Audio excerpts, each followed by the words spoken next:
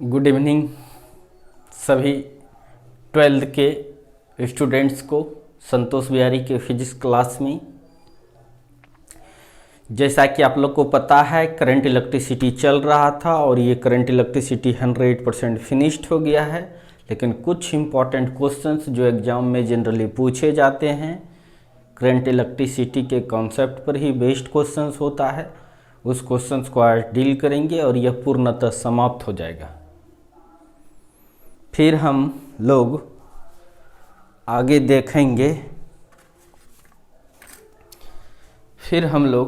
देखेंगे कि क्या स्टार्ट करना है। तो ऑप्टिक्स का पार्ट स्टार्ट करेंगे। तब तक मैं इंक डाल लेता हूँ।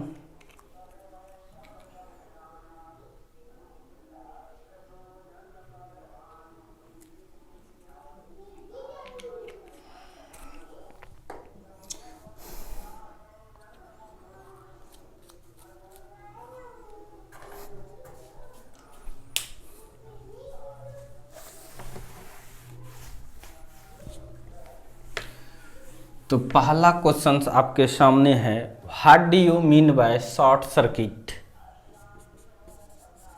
What do you mean by short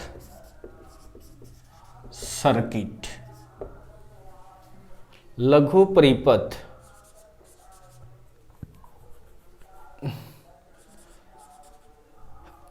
से आप क्या समझते हैं? लघु परिपथ से आप क्या समझते हैं? तो बच्चों ध्यान देना, इसका कॉन्सेप्ट जो जनरल आदमी समझता है कि शॉर्ट सर्किट जब होता है तो मतलब आग लग जाता है, आप लोग सुना भी होगा। लेकिन एक्चुअल मीनिंग शॉर्ट सर्किट का वो नहीं होता है। शॉर्ट सर्किट होने के कारण आग लगता है, लेकिन आग लगता है इसलिए उसका नाम शॉर्ट सर्किट है, यह सही बात नहीं है। एक्चुअल में होता क्या है, ध्यान से देखें। सपोज डेट एक फिगर बनाते हैं। ये एक इलेक्ट्रिक बल्ब है।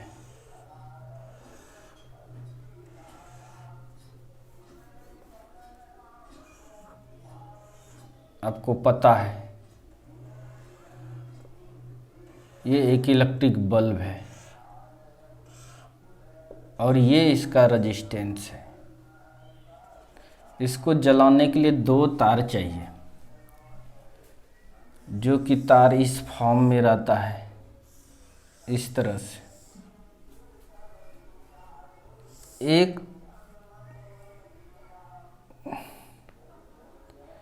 सपोज डेट कोई सोर्स है, लेटस ये बैटरी है।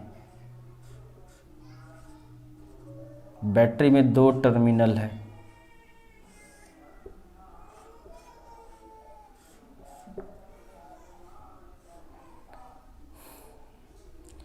एक तार यहां से जुड़ा होता है, दूसरा तार यहां से जुड़ा है, यानी एक प्लस है दूसरा माइनस है। यानी एक से करंट ऐसे जा रहा है, गया, फिर उधर से आते हुए इसमें समाता है। बच्चों ये प्लास्टिक कॉटेड रहता है कि एक तार दूसरे से टच नहीं करे। किसी कारणवश लंबे समय तक करंट पास हो रहा है या गर्म हो गया बहुत ज़्यादा तार, तो यह दोनों तार मान के चलो ये जो प्लास्टिक कॉटेड है हट के टच हो गया है। वायर टच कर गया है, तार सट गया है। तब देखो बाबू, ऐसे ऐसे ऐसे ऐसे करंट जाएगा, फिर इधर ये इस, यानी कहने का मेरा मतलब है कि अगर यह तार इसमें टच कर गया तब तो ऐसे करंट जाएगा और ऐसे ही लौट जाएगा। तो कोई भी रेजिस्टेंस से सामना नहीं करना पड़ेगा इसे, और यह बल्ब जलेगा नहीं, तो तार में बहुत ज़्यादा करंट पास होने लगेगा, जिसके कारण से आप जानते हैं H is equal to I square R T. I अगर बढ़ेगा उसके स्क्वायर से हीट बढ़ जाता है, जिसके कारण से आग लग सकता है। तो यही है सर्किट। पहले कितना बड़ा था, इतना बड़ा सर्किट था ना, लेकिन अब क्या हो गया, ये छोटा हो गया। यहीं पर शॉर्ट किया सर्किट। पहले यहाँ से लेके इतना बड़ा था सर्किट, ये पूरा सर्किट था, ये पूरा यहाँ से लेके यहाँ तक ये तुम्हारा था सर्किट। सर्किट मतलब परिपथ बच्चों। लेकिन जब यह टच कर गए एक तार दूसरे से, तो ये सर्किट का साइज क्या हो गया, देखो ये साइज छोटा हो गया, इसीलिए इसका नाम पड़ा है शॉर्ट सर्किट। हिंदी में इसको कहते हैं लघु परिपथ। यानी पूरा जो था ये फुल सर्किट था, लेकिन ये तार टच होने के कारण से करंट अब इधर ना जाके यहीं से लौट जा रहा है, इसलिए शॉर्ट सर्किट कहेंगे। यहाँ जाता, यहाँ से जाके जाता तो रेजिस्टेंस होता, तो उतना करंट इससे पास नहीं होता, तो तार बचा रहता। लेकिन जब तार सट गया तो तुरंत कोई तो रेजिस्टेंस है नहीं, आराम से करंट जाएगा और आएगा, जिसके कारण से आई बढ़ जाएगा और तार गर्म होके गल जाएगा। तो आई होप हम समझ चुके हैं कि आप लोग समझ गए शॉर्ट सर्किट मतलब आग लगना नहीं होता है। शॉर्ट सर्किट का मतलब आग लगना नहीं होता है। शॉर्ट सर्किट मतलब होता है कि सर्किट छोटा हो जाना, यानी बहुत सारे रेजिस्टेंस को छोड़कर ही और पहले ही सर्किट से करंट लौट जाना, यही है short circuit. When size of circuit becomes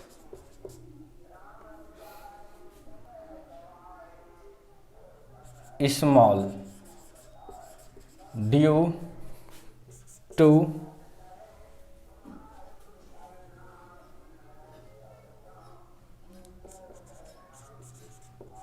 touching wire,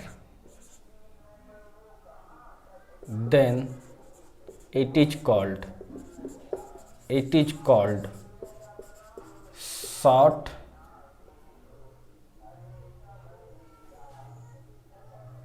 circuit. It is called short circuit. Due to short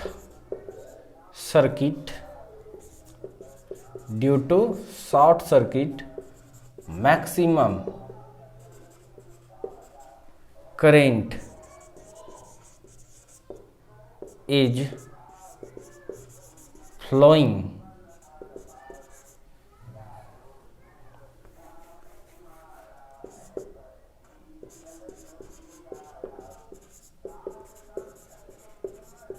through the wire because no resistance, ये छोड़ो, ज़्यादा लिखना ज़रूरी नहीं है। Due to short circuit maximum current is flowing through the wire, so wire may be burn sometime.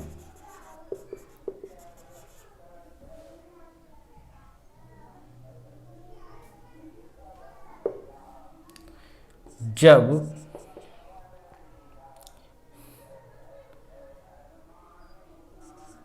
तार एक दूसरे से टच कर जाता है,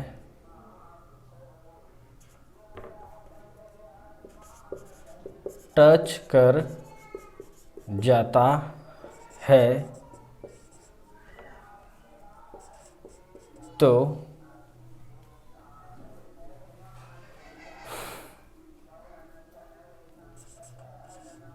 पूरे परिपथ में या पूरे परिपथ पथ से न होकर धारा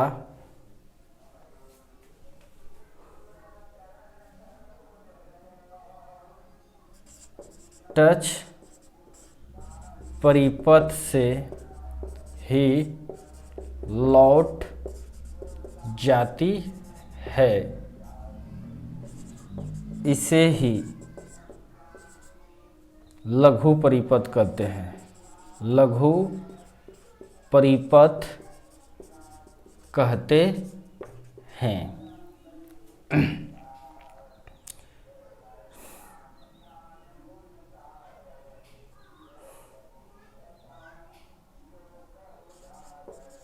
लघु परिपथ के कारण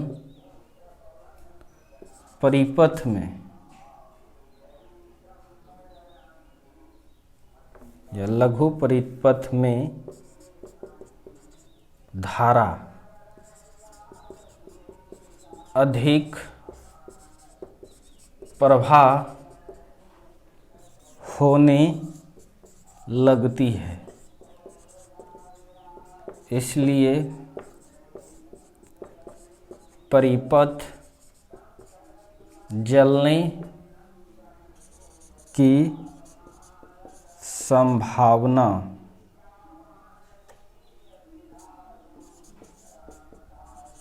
हो जाती है।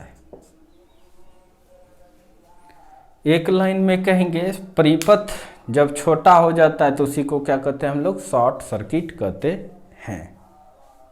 तो समझ में आ गया होगा, आई होप। फटाक से पॉज करो और लिखो।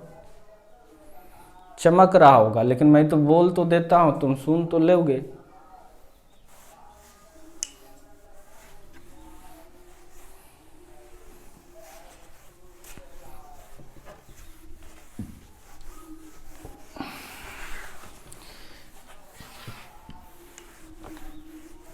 चलिए, ये पहला क्वेश्चन हो गया।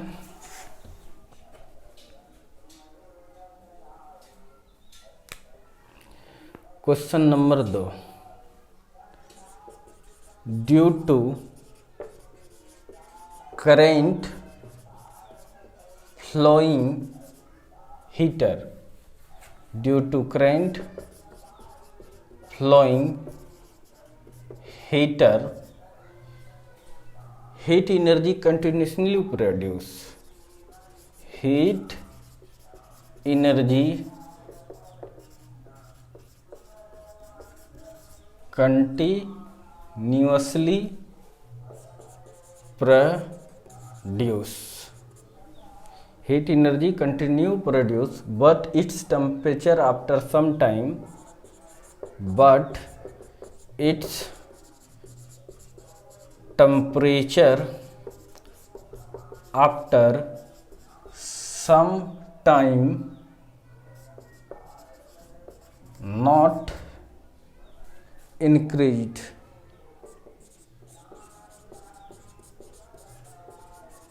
why? लिखेंगे हीटर में धारा प्रवाह, हीटर में धारा प्रवाह के कारण ऊष्मा ऊर्जा लगातार उत्पन्न होती है, ऊष्मा ऊर्जा लगातार उत्पन्न होती है, लेकिन कुछ समय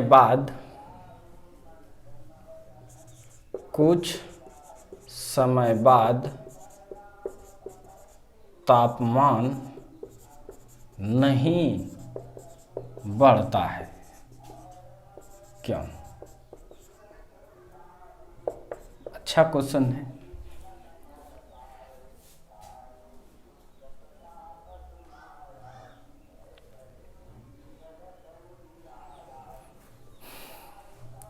एक फिगर बनाता हूं।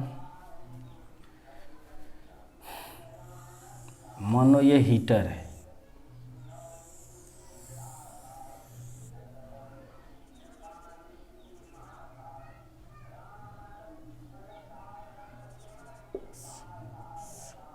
दो तार है,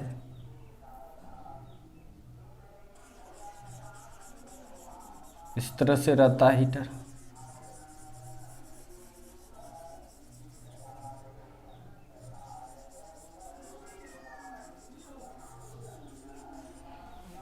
ऐसे रहता है हीटर।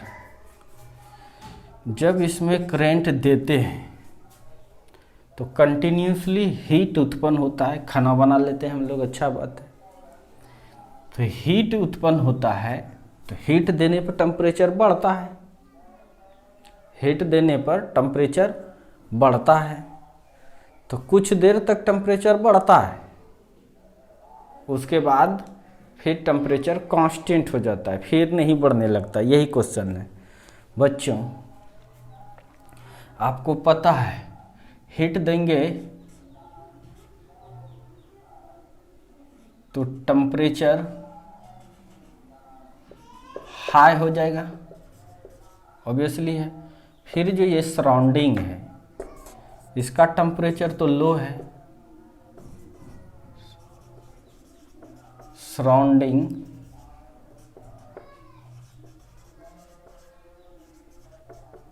टेम्परेचर लो है, तो हीट किधर फ्लो हो जाता है? हाई टेम्परेचर से। हीट फ्लो होता है हाई टेम्परेचर से लो टेम्परेचर में, यह बात तो हम लोग जानते हैं। तो कह रहा हीटर में जब धारा देते हैं तो उसमें ऊर्जा लगातार उत्पन्न होता है, लेकिन कुछ समय बाद तापमान नहीं बढ़ता है, क्यों? आंसर लिखेंगे।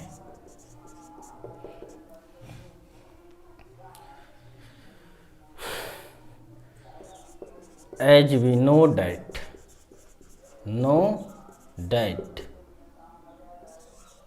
heat flows from high temperature to low temperature। Heat flow होता है high temperature to low temperature. इसलिए when current is flowing in heater, then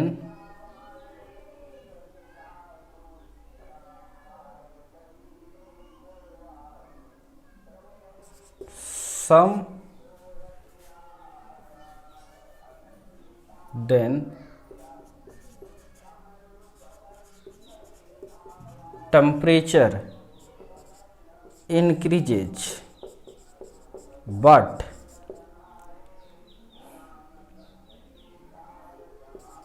after some time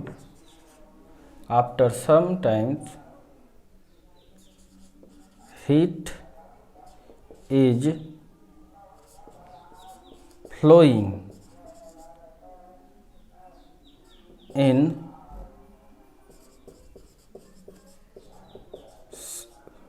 surrounding due to which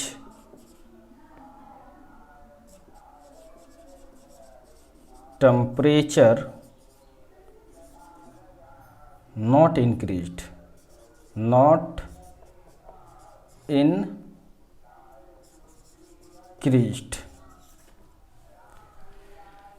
तो हीटर में धारा प्रवाह के कारण ऊष्मा ऊर्जा लगातार उत्पन्न होती है, वेरी गुड।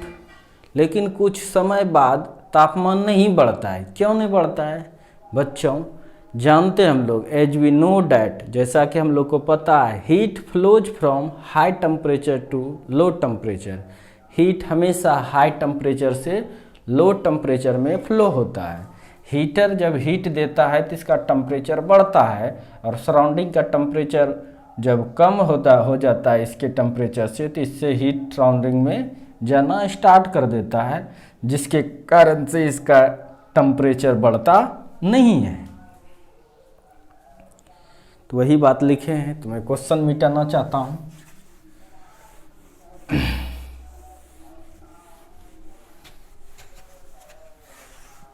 आंसर इसका लिखेंगे हिंदी में।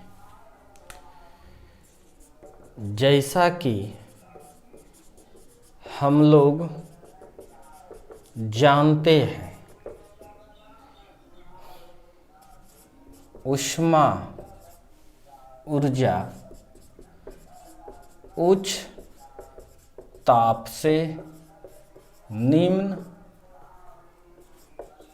ताप की ओर प्रवाह करती है। जब हीटर में धारा पास होती है तो ऊष्मा ऊर्जा लगातार निकलती है, जिसके कारण तापमान बढ़ता है। लेकिन कुछ देर बाद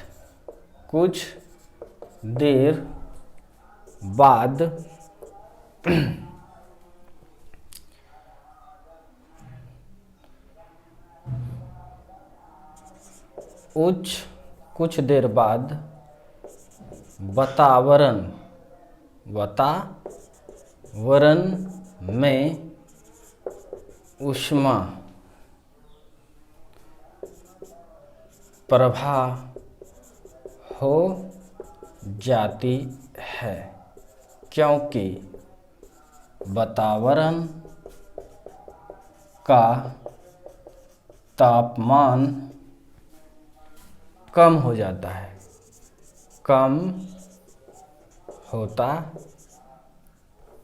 हो जाता है।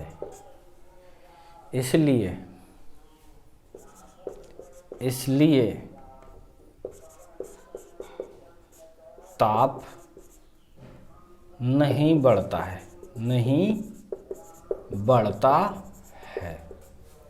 समझ में आ गया?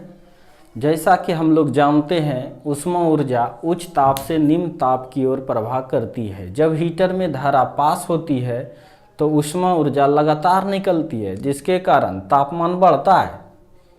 लेकिन कुछ देर बाद वातावरण में ऊष्मा ऊर्जा प्रवाह हो जाती है। क्यों भाई? क्योंकि इसका टेम्परेचर हाई और इसका टेम्परेचर लो हो जाता है। लेकिन बाद वातावरण में ऊष्मा प्रवाह हो जाती है, क्योंकि वातावरण का तापमान कम हो जाता है। यानी इससे क्या हो जाता है? कम हो जाता है, जिसके कारण से वातावरण में ऊष्मा फ्लो कर जाती है। तो समझ में आ गया? आई होप आप जल्दी से इसको पॉज करके लिखें।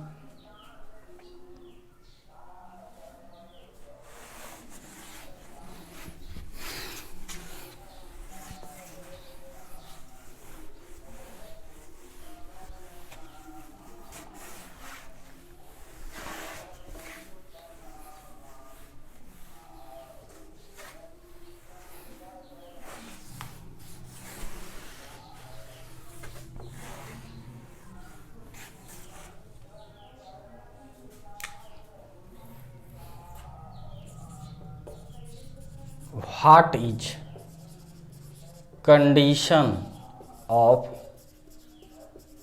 charging and discharging of cell?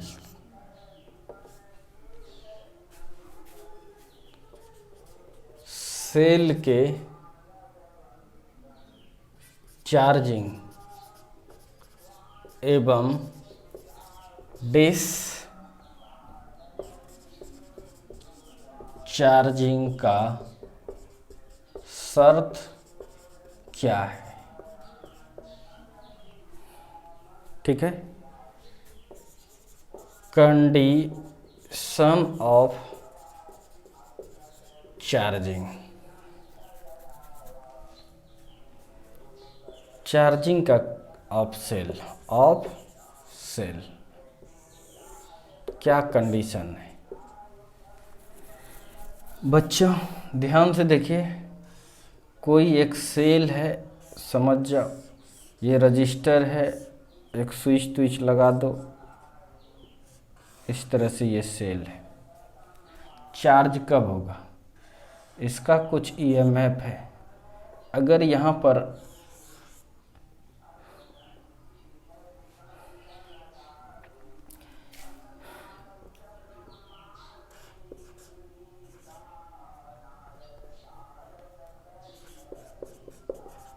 External source जोड़ दें जिसका पोटेंशियल डिफरेंस भी है, अगर भी बड़ा हो जाएगा ईएमएफ से, एक्सटर्नल सोर्स जो है बाह्य स्रोत, जैसे तुम्हारा मोबाइल डिस्चार्ज है, तुम क्या करते हो, हाई पोटेंशियल से इसे कनेक्ट कर देते हो, तो ये क्या हो जाता है, चार्ज हो जाता है। ये रेजिस्टेंस है।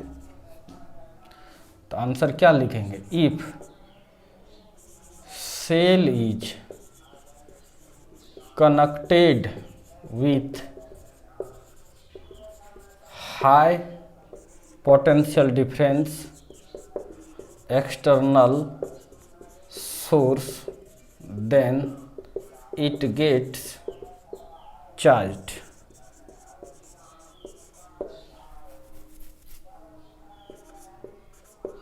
It is the condition of charging of cell. अगर किसी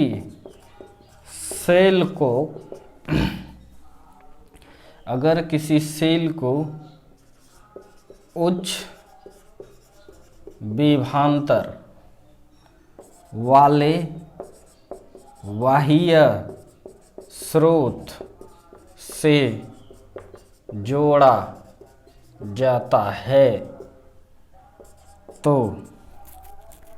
सेल आवेशित मतलब चार्ज्ड हो जाता है।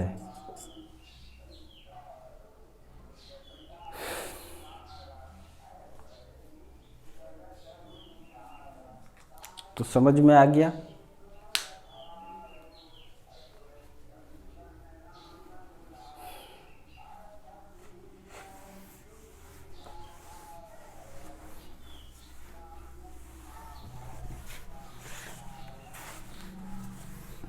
आगे पीछे सब कर सकते हैं, रोक ओक सब सकते हैं, आप लोग लिख सकते हैं। अगर यदि ये जो पोटेंशियल डिफरेंस है भी, अगर ये छोटा हो गया किससे, ईएमएफ से, ईएमएफ बड़ा हो जाएगा, condition for this charging of cell, if cell is connected with low potential difference, then it gets discharged.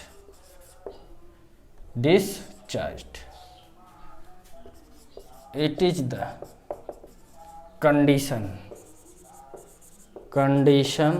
of discharging. अगर सेल को निम्न विभवांतर से जोड़ा जाता है तो सेल अनावेशित मतलब डिसचार्ज्ड चार्ज हो जाता है। इसे ही सेल के अनावेशित होने का शर्त कहते हैं। होने का शर्त कहते हैं। यानी पोटेंशियल डिफरेंस अगर कम हो गया सेल के ईएमएफ से, यानी ईएमएफ ज़्यादा हो गया, पोटेंशियल डिफरेंस कम हो गया, तो डिस्चार्जिंग होगा। तो समझ में आ गया? मिटा देता हूँ इसको।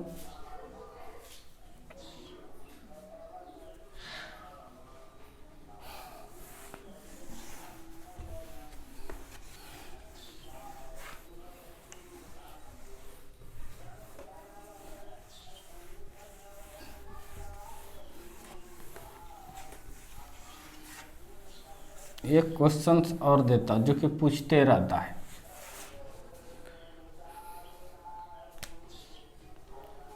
क्वेश्चन है, why tungsten wire is useful for filament, useful for filament of bulb.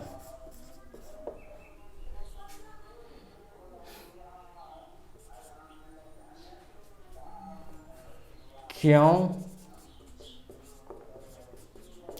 Tungsten तार का उपयोग बल्ब के फिलामेंट के रूप में किया जाता है?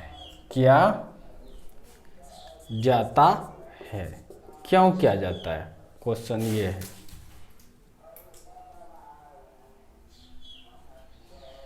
देखिए,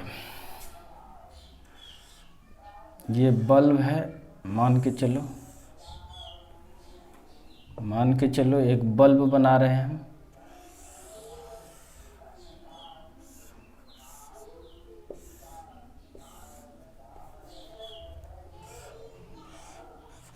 ये इसका फिलामेंट है, फिलामेंट।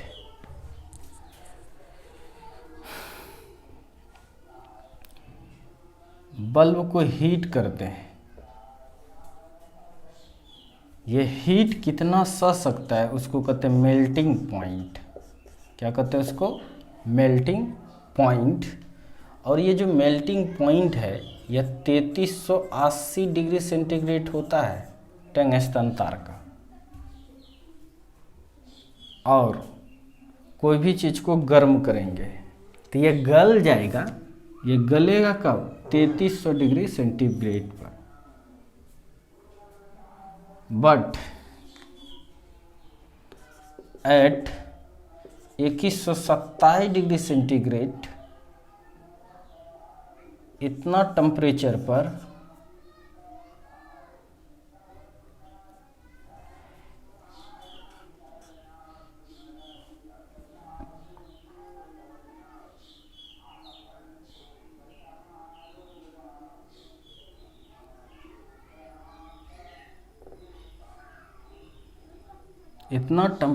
पर कोई भी मेटल सरफेस, यानी इतना टेम्परेचर अगर दीजिएगा कोई भी मेटल सरफेस पर, तो प्रोड्यूस कर देता है लाइट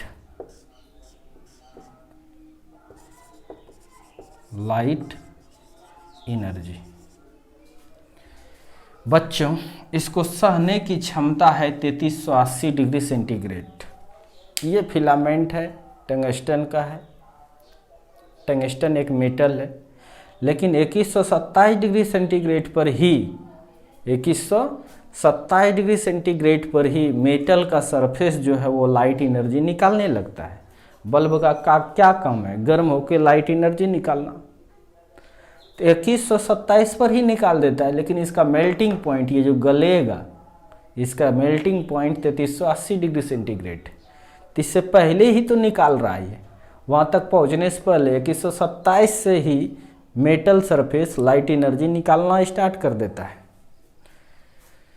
इसीलिए बाबू इसका मेल्टिंग पॉइंट काफ़ी हाई है और गलना नहीं चाहिए जल्दी, और इसका जो रजिस्टिविटी है, मेल्टिंग पॉइंट हाई है और इसका और रजिस्टिविटी जिसको रो कहते हैं ये लो होना चाहिए, विरोध कम होना चाहिए, आराम से करंट जाना चाहिए।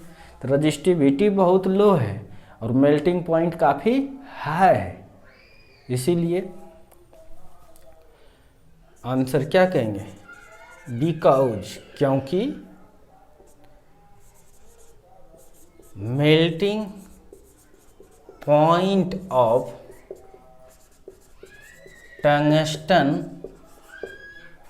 Wire is very high, about 3380 degree centigrade, and its resistivity is low.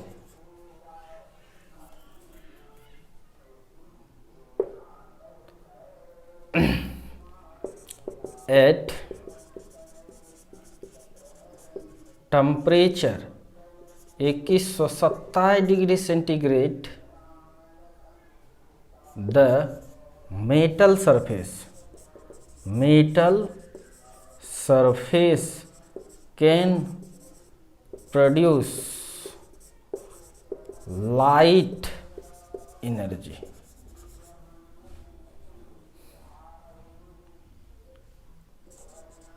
which is very less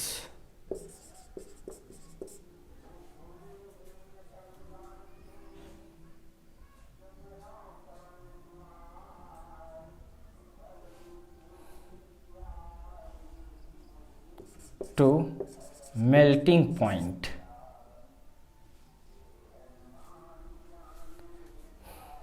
लिखेंगे क्योंकि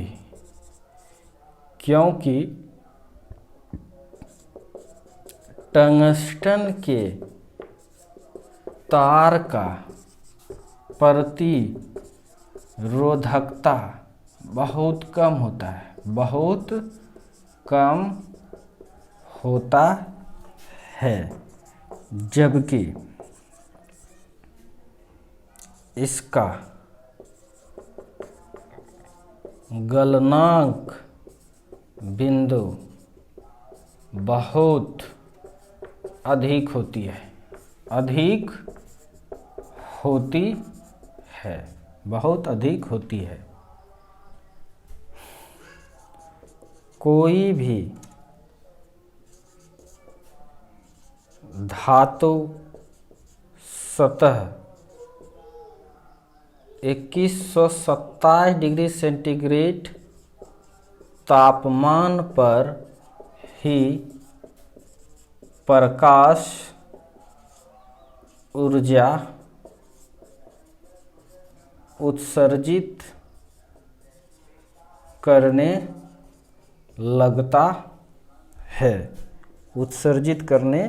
लगता है,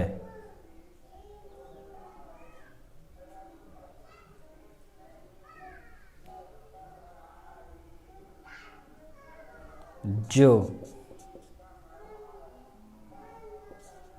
गलनांक बिंदु से बहुत कम है, अतः बिना गले ही प्रकाश ऊर्जा ये देने लगता है। इस तरह से आप इसको नोट करें, मतलब पॉज करें। कर लिया है, जल्दी से करें पॉज। 1 मिनट कैमरा की भी स्थिति देख लेता हूँ।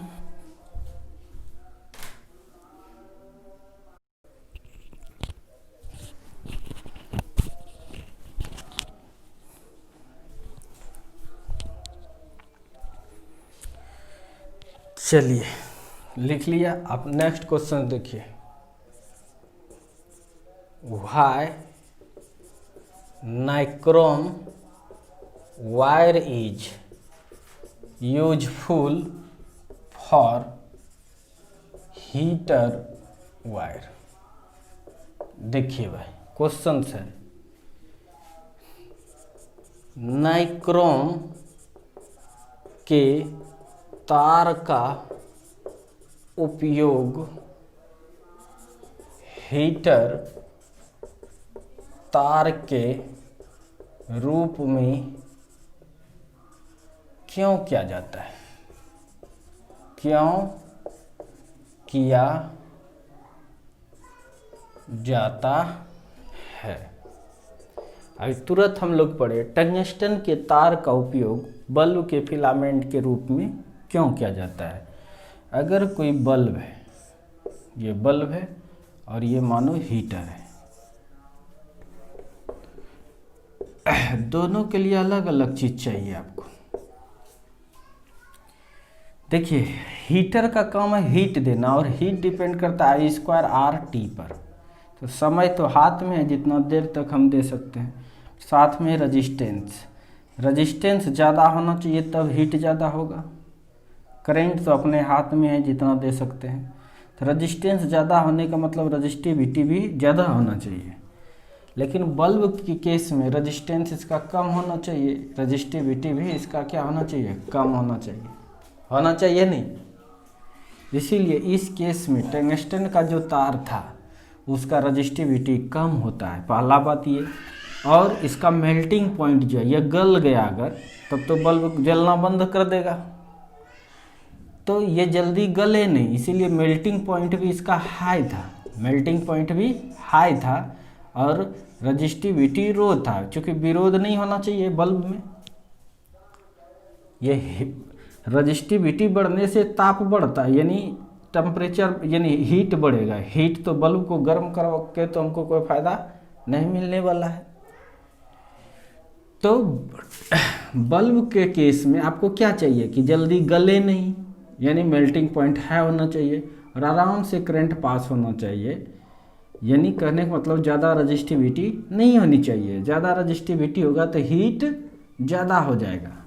इन हीटर के केस में तुम सोचो, रजिस्टिविटी भी ज़्यादा होना चाहिए इसमें, तब तो हीट देगा।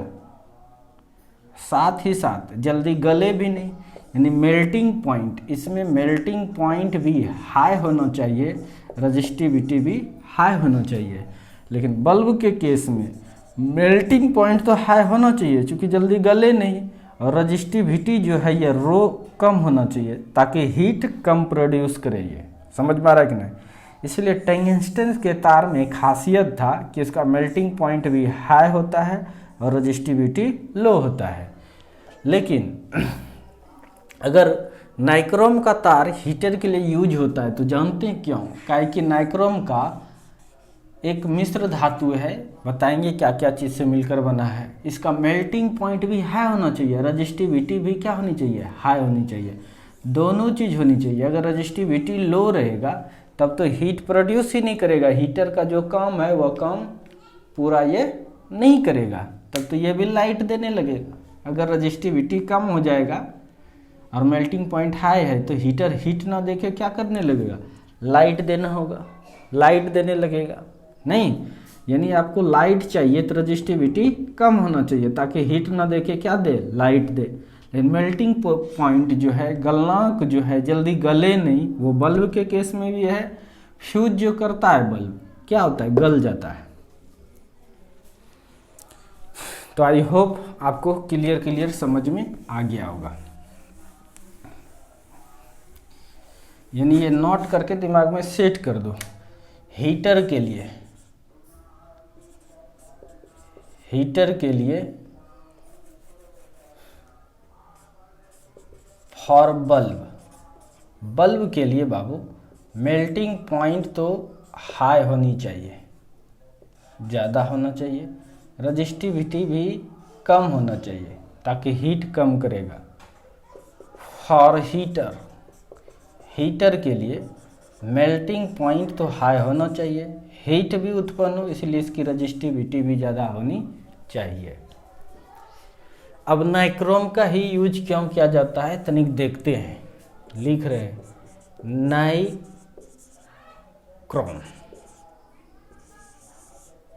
देखिए Ni का मतलब होता है निकेल, निकेल। क्रो का मतलब होता है क्रोमियम, क्रो का मतलब क्रोमियम। और M का मतलब होता है मैग्नीज। और ई का मतलब होता है आयरन। निकेल को Ni से दिखाते हैं, क्रोमियम को आपको Cr से दिखाते हैं, क्रोमियम को Cr से, मैग्नीज को Mn से दिखाते हैं, लोहा को Fe से दिखाते हैं। ये नाइक्रोम जो बना है ये एक मिश्र धातु है, Ly, मिश्र धातु। इसको निकेल भी डाला है, इसमें क्रोमियम भी डाला है, मैग्नीज भी डाला है और आयरन भी। परसेंटेज देखिए, सबसे ज़्यादा ये 60% होता है निकेल और 26% जो है वो आपका है क्रोमियम, और मैग्नीज जो है वो 12% है। कितना परसेंट? 12%। और 2% जो है वो आयरन है। चूँकि हीटर से हीट प्राप्त करना चाहिए था हमको, तो इसका मेल्टिंग पॉइंट तो हाई होनी ही चाहिए और रजिस्टिविटी भी ज़्यादा होनी चाहिए, तभी हीट प्राप्त कर पाएंगे। चूँकि मेल्टिंग पॉइंट ज़्यादा होगा तो इसका मतलब तार ज़्यादा हीट को बर्दाश्त करेगा, चूँकि हीटर है तो हीट देगा ही, पहला नंबर। दूसरा मतलब नंबर, अगर रजिस्टिविटी भी ज़्यादा हुआ तो चूँकि हीट का डायरेक्ट रिलेशन है I²R T पर, और R मतलब रजिस्टिविटी पर रिलेशन है, तो रजिस्टिविटी भी बच्चों ज़्यादा होनी ही चाहिए हीटर के लिए। इसीलिए साइंटिस्ट लोगों ने एक तार बनाया, एक Ly बनाया। निकेल 60%, क्रोमियम 26%, मैग्नीज 12%, आयरन 2%, ये सबको मिला के एक Ly मिश्र धातु तैयार किया जिसका नाम होता है नाइक्रोम। नाइक्रोम अकेला नाइक्रोम नहीं मिलेगा तुम्हें, नाइक्रोम को बनाया जाता है। नाइक्रोम एक मिश्र धातु है। तो और इस नाइक्रोम का जो मेल्टिंग पॉइंट होता है बाबू, नाइक्रोम का जो मेल्टिंग पॉइंट होता है ये बड़ा ज़्यादा है। जानते हैं ये कितना है? 3800 केल्विन, 3800 केल्विन। और इसकी जो रजिस्टिविटी है बाबू ये भी जरूर 100 × 10⁸ ओम मीटर, यानी इसका रजिस्टिविटी भी ज़्यादा है और मेल्टिंग पॉइंट भी ज़्यादा है। इसका आंसर लिखेंगे।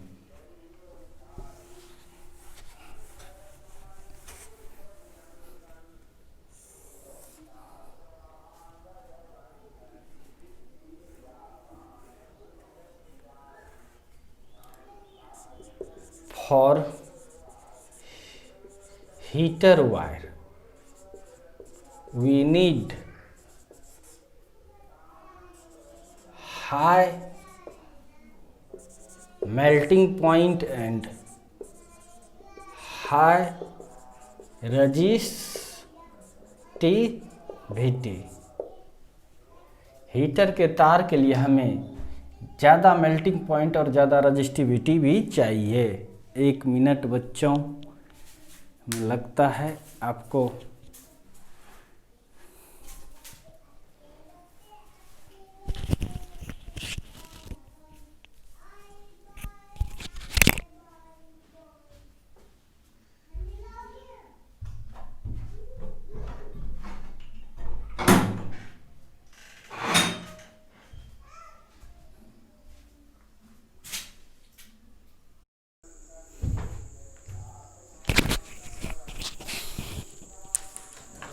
भाई लाइट कट गया था और बहुत देर तक लाइट कटा, फिर से स्टार्ट कर रहा हूँ। चलिए, हम लोग क्या पढ़ रहे थे, why nichrome wire is useful for heater wire. Nichrome तार का उपयोग हीटर तार के रूप में क्यों किया जाता है, बहुत कुछ समझा भी दिए थे। तो बच्चों ध्यान से देखिए, हीटर से क्या लेना है हमें, तो आंसर है सर हीट लेना है। क्या लेना है, हीट। इसका मतलब मेल्टिंग पॉइंट हीटर के तार का बहुत ज़्यादा होना चाहिए ताकि गलेगा नहीं। और हीट के लिए सर फार्मूला होता है I²RT। सर R भी ज़्यादा होना चाहिए, मतलब रजिस्टिविटी भी ज़्यादा होना चाहिए। यानी इसमें दो चीज़ें बात है, मेल्टिंग पॉइंट भी ज़्यादा होनी चाहिए, रजिस्टिविटी भी ज़्यादा होनी चाहिए, जो कि डिस्कस मैंने कर दिया होगा।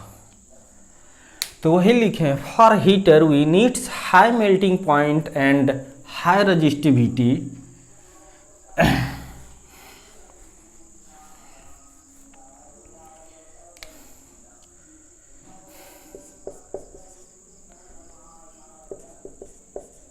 nichrome wire has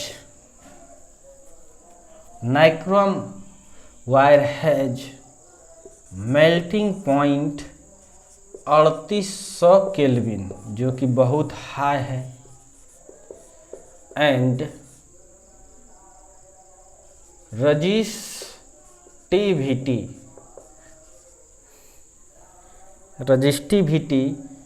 100 × 10⁸ Om metre. ये भी क्या है, बहुत हाई है। So it is useful for heater wire. Heater के तार के लिए हमें उच्च गलनांक एवं उच्च प्रतिरोध या उच्च प्रतिरोधकता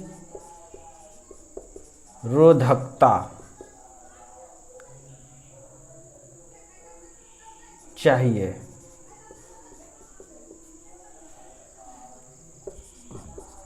नाइक्रोम तार का गलनांक बहुत ज़्यादा है, 3800 केल्विन है, एवं प्रतिरोधकता 100 × 10⁸ ओम मीटर है। इसलिए नाइक्रोम तार का उपयोग हीटर तार के रूप में किया जाता है। तो आज समझ में आ गया, आई होप। तो फटाक से इसे नोट कर लें आप लोग। देख लेता हूं एक बार, नोट करो। चलिए, चल रहा है। अब हम लोग नेक्स्ट क्वेश्चन पर चलेंगे।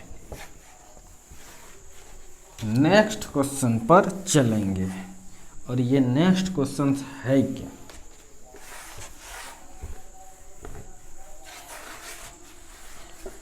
अब लिखेंगे, what is fuse wire. Question है, व्हाट इज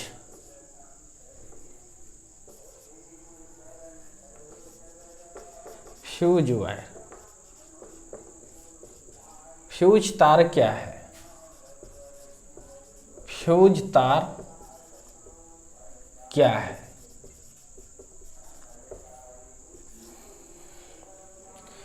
ध्यान से देखिए,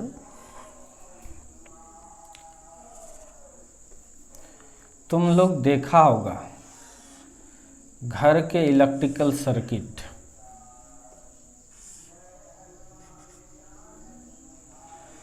इस तरह का रहता है और इसमें एक पतला ऐसा तार, एक पतला ऐसा तार को जोड़ देते हैं।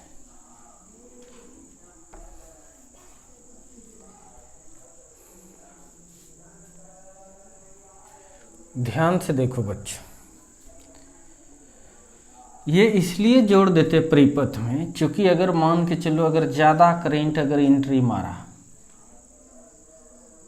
तो ये जल्दी गल जाना चाहिए, यानी क्या होना चाहिए, इसका मेल्टिंग पॉइंट जो है वह कम होना चाहिए और इसका ऐसा तार रहना चाहिए जिसका रेजिस्टेंस भी कम हो ताकि करंट आराम से चला जाए, यानी रजिस्टिविटी भी क्या होना चाहिए, कम होना चाहिए। चाहिए कि नहीं चाहिए ऐसा?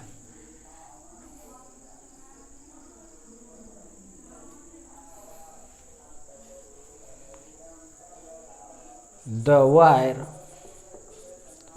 whose melting point and resistivity is low is called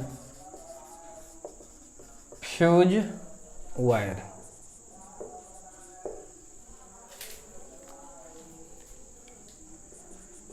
By using this wire,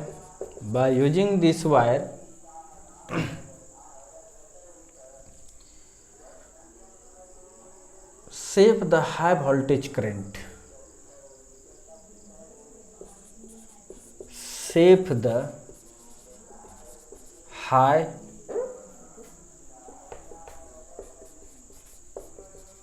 voltage current by using this save from high voltage current.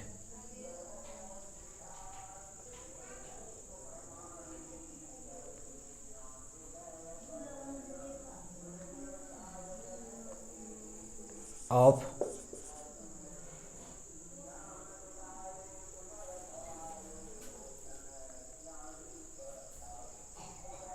वह तार जिसका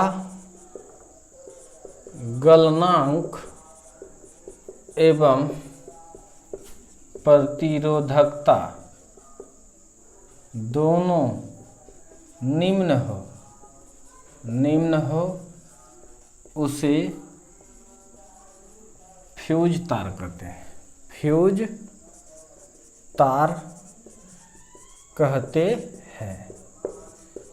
इस तार के मदद से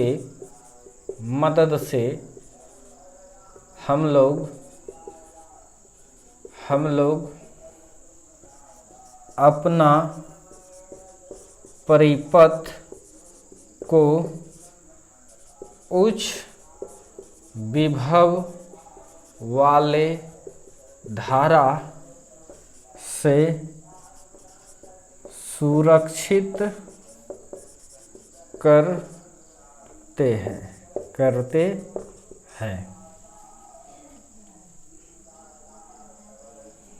एग्जाम्पल इसका जानते हैं, टीन का रहता है जनरली, ये टीन, लेड भी हो सकता है, जिंक भी हो सकता है, etc। लेकिन सबसे बेस्ट फ्यूज वायर अगर पूछेगा, बेस्ट फ्यूज वायर अगर आपको बनाना है, जानते हो, टीन प्लस शीशा दोनों को 80% टीन रख दो और 20% ये उसका जो एलॉय होगा, इसका जो एलॉय होगा मिश्र धातु, इसका फ्यूज बड़ा मस्त बनता है। बेस्ट फ्यूज वायर, टीन 80% और शीशा 20% मिला दो, बहुत अच्छा फ्यूज का तार बनेगा। तो आई होप आपने इसे लिख लिया। पॉज करो, लिखो।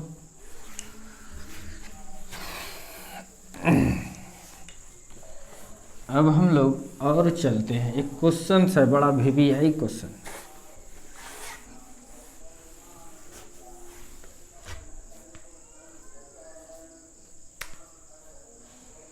क्वेश्चन ये कहेगा, व्हाट इज द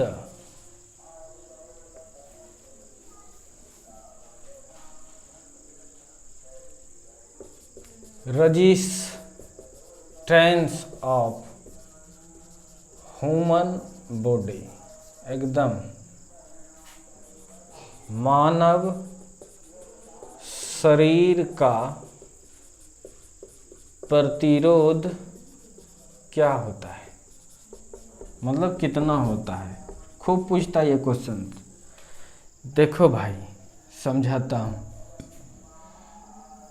मानव शरीर, ये दो प्रकार का शरीर हो सकता है, ड्राई बॉडी और दूसरा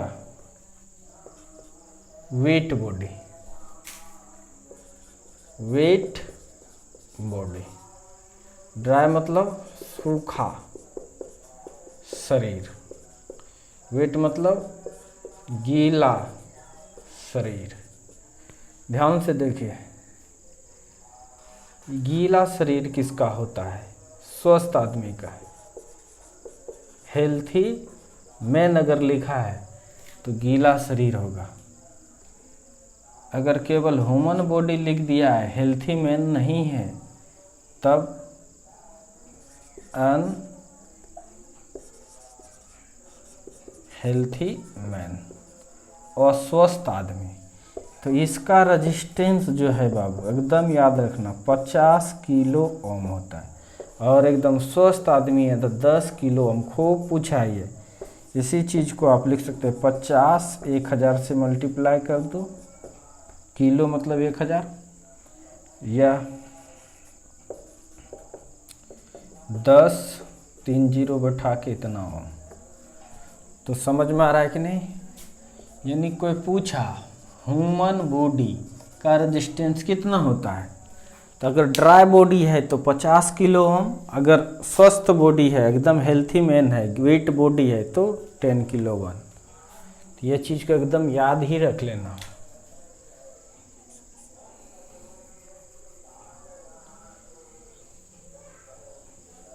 इसका आंसर एकदम यही है, या लैंग्वेज में लिख सकते हैं। आंसर में लिख सकते हैं, for dry body resistance is 50 kilo ohm and for wet body मतलब healthy man resistance is 10 kilo ohm. सूक्ष्म शरीर का प्रतिरोध 50 किलो ओम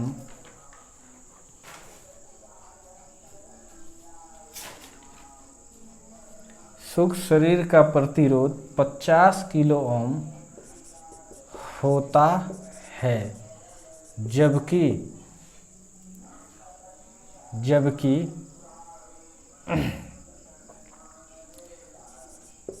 भींगा शरीर मतलब स्वस्थ शरीर का प्रतिरोध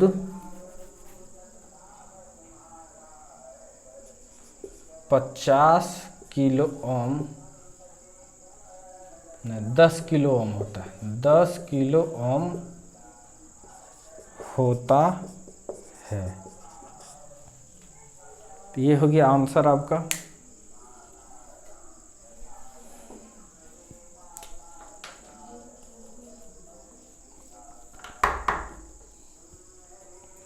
आपको पता है कि मानव शरीर अगर स्वस्थ है तो 70% पानी का अंश होता है उसमें। अगर ऐसा नहीं है तो वो आदमी अस्वस्थ माना जाता है।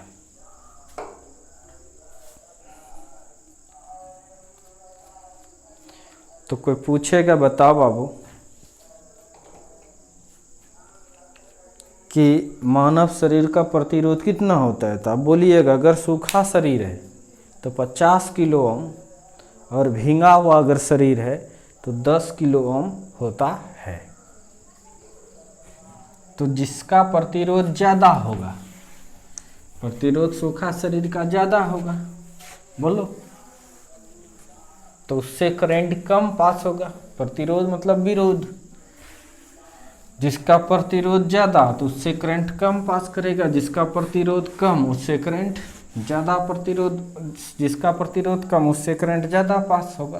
तो बताओ कि एक बूढ़ा आदमी है और मतलब बूढ़ा नहीं, एक सूखा शरीर वाला आदमी है और एक भींगा शरीर वाला आदमी है, दोनों एक ही वोल्टेज के करंट को छूता है, तो ज़्यादा करंट किस में पास होगा, निकाल के देख ही लेते हैं। For dry body resistance 50 kilo ओम, अगर घर का सप्लाई तो 220 वोल्ट होता है, तो करंट निकाल लीजिए।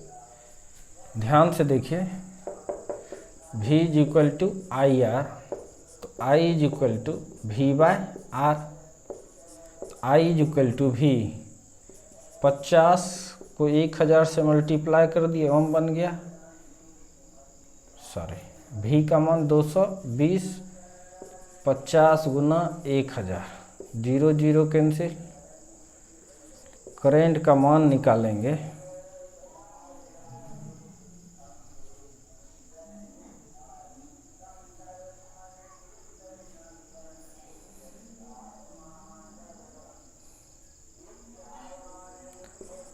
22/5 इंटू 1/123 10⁻³ लिख सकते हैं।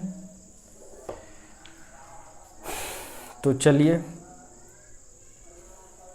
यहाँ तक, तो इसको कटा दीजिए, 5 चौके 20, पॉइंट डालेंगे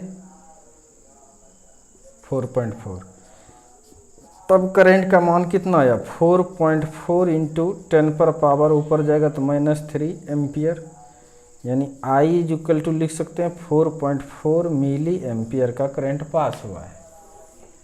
कैसा आदमी है, सूखा। फॉर वेट बॉडी मतलब हेल्थी मैन है, हेल्थी मैन स्वस्थ आदमी, तो रेजिस्टेंस इसका है 10 किलो ओम, मतलब 10 इंटू इतना ओम, और वोल्टेज इसको भी इतना ही दिए, तब देखो इसको कितना करंट मारेगा, यानी इससे होकर कितना करंट पास होगा। बच्चों ध्यान देना, चूँकि V is equal to I R, तो I is equal to V by R, इसलिए I is equal to V 220 और R 10 इंटू इतना, तो 0 0 को cancel, I is equal to 22/123, I is equal to 22 into 10⁻³ ohm, इतना ampere, -3 हो जाएगा, इसलिए I is equal to 22 into 10⁻³ को हटा दिए, तो इसको हम लोग लिख सकते हैं मिली एम्पियर। तो एक ही वोल्टेज को ये घर के सप्लाई से एक ड्राई बॉडी वाला आदमी टच करता है, एक वेट बॉडी वाला आदमी टच करता है, तो ये 4.4 मिली एम्पियर का करंट महसूस करता है, मतलब करंट पास होता है। और इसमें कितना है 22, समझ में आ रहा है कि नहीं, इसमें कितना है 22। करंट जो मानव शरीर से पास होता है, तो एक्चुअल में उसे कष्ट क्या होता है जानते हैं? कष्ट ये होता है कि जब करंट पास होता है तो हीट उत्पन्न होता है। क्या होता है? हीट उत्पन्न होता है मानव शरीर का, जिसके कारण से हीट जो उत्पन्न होगा तो जिसके कारण से खून पानी ये सब सूखने लगता है बच्चों। इसको पहले नोट करो, नोट कर लिया।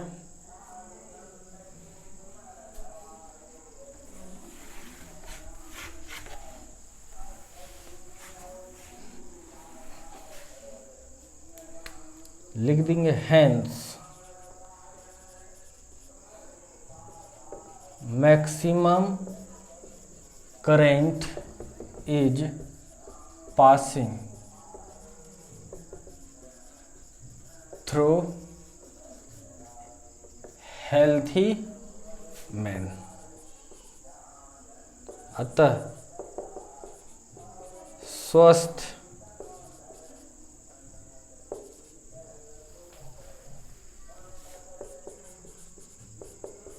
हेल्थी मैन के शरीर से अधिकतम धारा पास करती है। आ गया समझ में?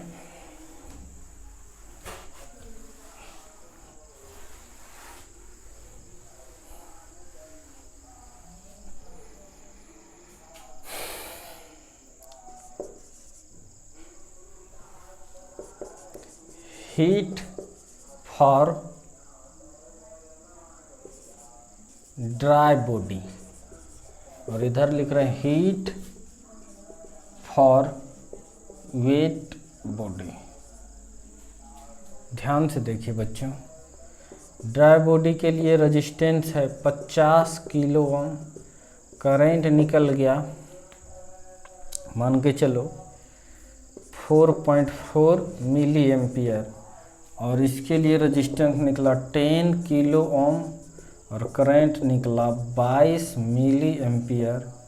मान लो टाइम इसको भी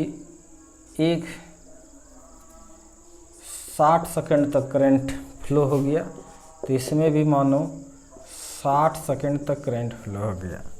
तो इसका हीट निकालेंगे तो I² RT, तो हीट निकालेंगे तो I का मान 4.4 का स्क्वायर,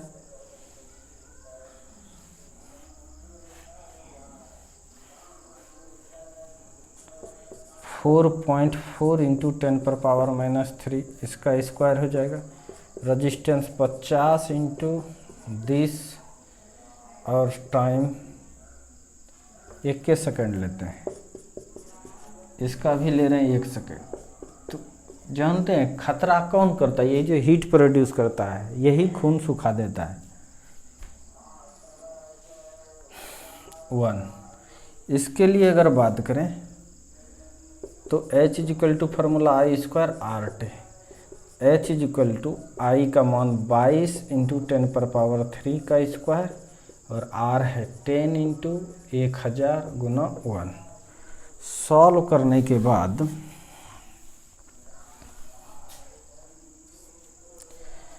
सॉल्व अगर करेंगे तो H =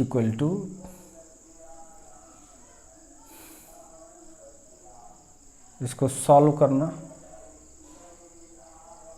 HW दे देते हैं, सॉल्व करना, देखना कितना जूल, फिर इसको सॉल्व करना और देखना कितना जूल होता है, कंपेयर करना। जो ज़्यादा गर्म होगा, ज़्यादा हीट होगा, उसको ज़्यादा खतरा पहुँचेगा। जो ज़्यादा हीट होगा उसको ज़्यादा खतरा पहुँचेगा, जो कम हीट होगा उसको कम खतरा पहुँचेगा। तो कितना आदमी कॉन्सेप्ट ये होता है कि करंट अगर इससे ज़्यादा पास हो रहा है, इससे अगर ज़्यादा करंट पास हो रहा है तो लोग सोच लेता है कि इसी को ज़्यादा नुकसान होगा, और इससे अगर करंट कम पास हो रहा है तो सोचता है कि इससे कम होगा। लेकिन चेक करके देखना तुम लोग, इसको करना, जिससे ज़्यादा हीट, जिसके शरीर में ज़्यादा हीट उत्पन्न होगा यानी उसको ज़्यादा प्रभाव डालेगा। Thank you. अब कल नया क्या ऑप्टिक्स तब तक पूरा करते हैं, खुलेगा फिर नया चैप्टर स्टार्ट करूँगा। Okay, good night.